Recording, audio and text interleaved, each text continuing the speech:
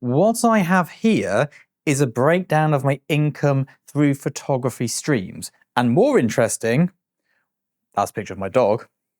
What I have here is a breakdown of my photography income within what you guys call photography.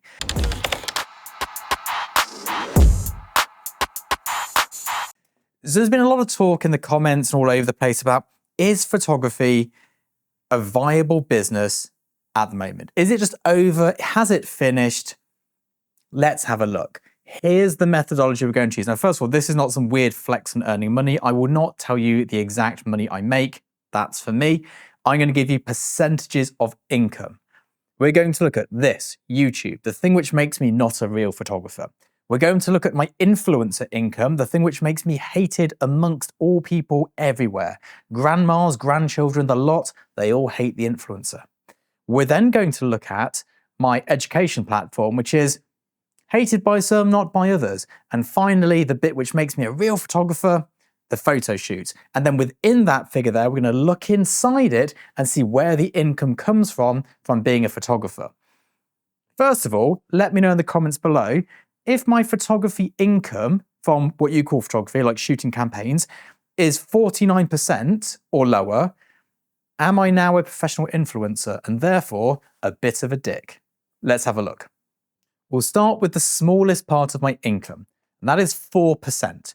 I have a 4% chunk of my income coming from this, YouTube. The lovely folks at Google, comes from Ireland, which I assume is a tax thing, send me money, and that makes 4% of my income.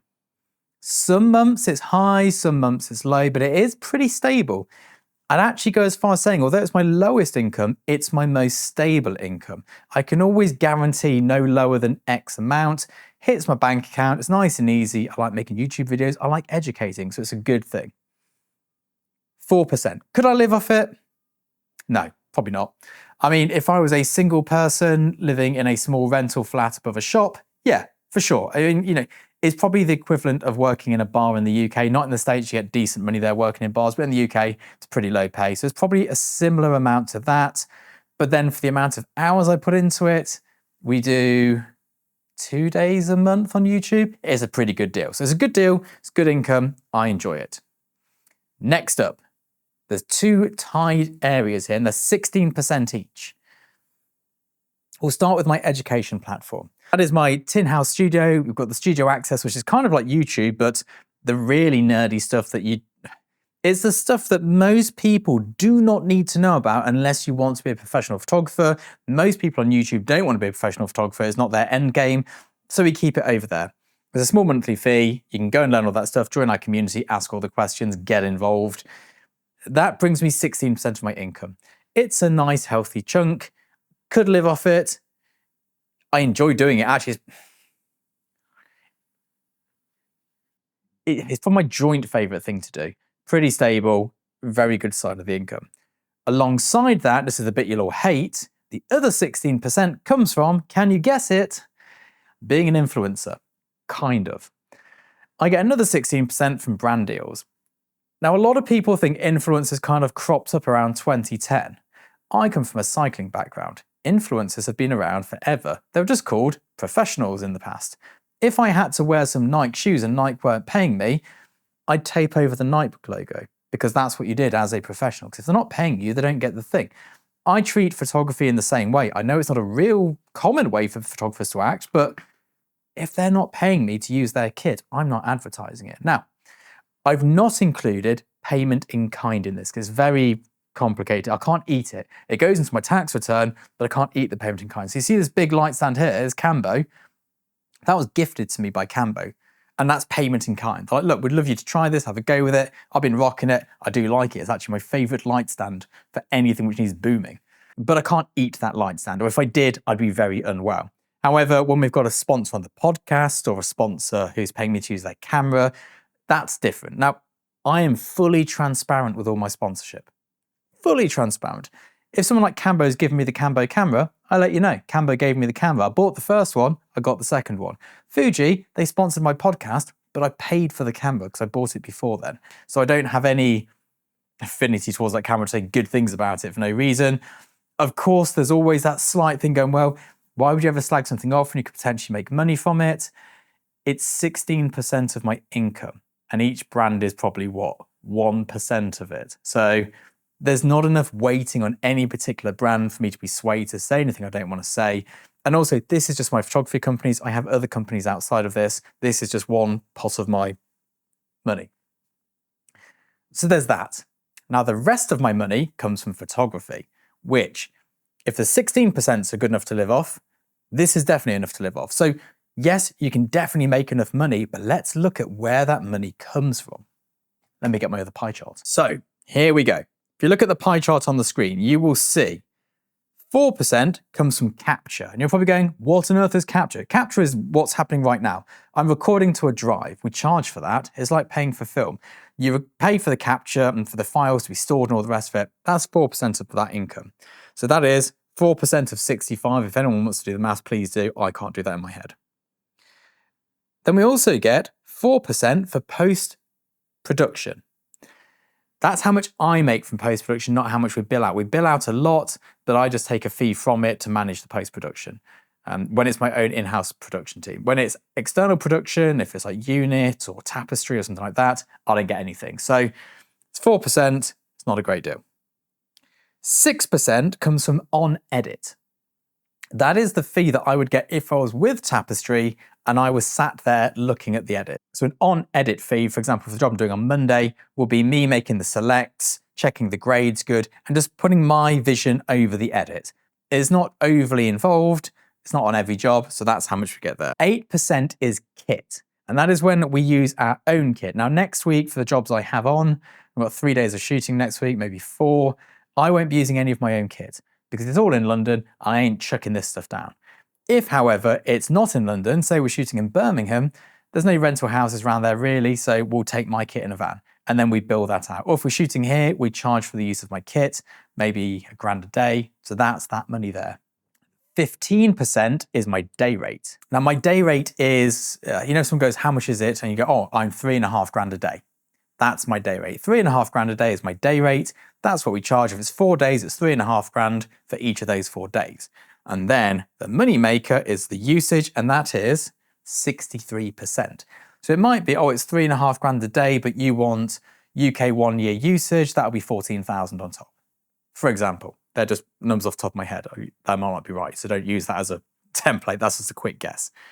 So that's the breakdown of it. Most of the money comes from usage. All these people going, oh, you should buy a kit and rent it to the client. You can see how little we make from that. It's not worth it at all. You buy a kit if you've got a surplus of cash. So what's the learning in all of this? Well, let's take a step back a second. My photography is my main income, but I could make a main income without the photography. And the photography is the most stressful bit and the most volatile income. Some years, I make almost all my income in 1 month. Some years, it's nicely spread out across the year. I'm shooting next week, I don't know. That might be my last ever shoot. That might be it for me. I might be over. It could be the end. But YouTube just keeps chugging along as I produce content. I don't have to wait to be booked to do this. I sit down and do it. It's much easier. It is much easier. I go, oh, I'm going to make a video today. Let's make a video. I don't have to wait for a client to go, Scott, we'd like you to pitch on making a video for us. Send us your treatment fee for this here and an estimate. We'll get back to you. Oh, we've got back to you. The budget's checked. All that nonsense doesn't exist. It is much less stress. However, if I wasn't a commercial photographer, this YouTube channel would have no meaning. I'm no Peter McKinnon. I don't have the charisma of Peter McKinnon. I don't have the creativity in the videos world, in the presenting world of Peter McKinnon. I can't make videos for the masses. All I have to offer is that I work in the industry and I can tell you about it. That's it. That's all I have to offer here. And then you move that along to my sort of influencer money. I have no influence if I'm not a professional photographer. Most of the brands that work with me don't work with me because of the size of my YouTube audience, because that's small. They work with me because I am a commercial photographer and I have a YouTube channel. It's that combination. Without that bit, I'll just be having like cheap Chinese brands like Yongnuo trying to get me to use their kit. Doesn't work. The education platform, which is exclusively about professional photography, doesn't exist if I'm not a professional photographer. All of it works because I'm a professional photographer. I could get rid of all the other stuff. Professional photography would still work and still pay the bills. If I get rid of professional photography, although the money's there from the other parts, it crumbles probably within 2 years once I don't have the latest information from the industry. They're just like, oh, that's kind of dated, Scott. That doesn't happen anymore. So it works as one big thing. So can you make a living from photography alone in 2025? Yes, you can. Would I advise it? No, I would not. I absolutely 100% would not advise being a photographer exclusively in 2025. I would recommend a diversified portfolio of incomes. And I can't imagine an argument anybody could have to steer me from that point. It doesn't have to be like mine is, where it's all in photography. You could have rental properties. You could have, I don't know, if you're good at investing, that could be your other source of income. But you need multiple income streams because the jobs are getting weirder. The industry is shifting massively all the time. It feels like at any given moment, it could all come crashing down. And it has done in the past. Last year was pretty horrific. This year, I've already made more money this year, halfway in, than I did in the entirety of last year. And I've got my biggest jobs to come still. Those years happen. And having those other things to fall back on, the amount of photographers I see, and the reason I'm making this video is because I don't want you to suffer like I see other people suffering. I see these photographers and all they do is photography and they get a bad patch and their life is over. They are depressed, they are stressed and all the rest of it. If I don't get a job, it doesn't matter. If I lose a job, yes, emotionally it matters because I've lost a job and that's what I'm here to win. And I would like the extra money because who wouldn't take free money? But it doesn't affect my day-to-day life. And because of that, I actually believe I make more money in photography because I have that, yeah, no, I'm not interested, mate, vibe about me. I can leave a job. I can quote on it and they go, oh, we need to go cheaper than that. I go, yeah, right, no worries, not for me. And it doesn't affect my life. And because of that, I think I win more jobs.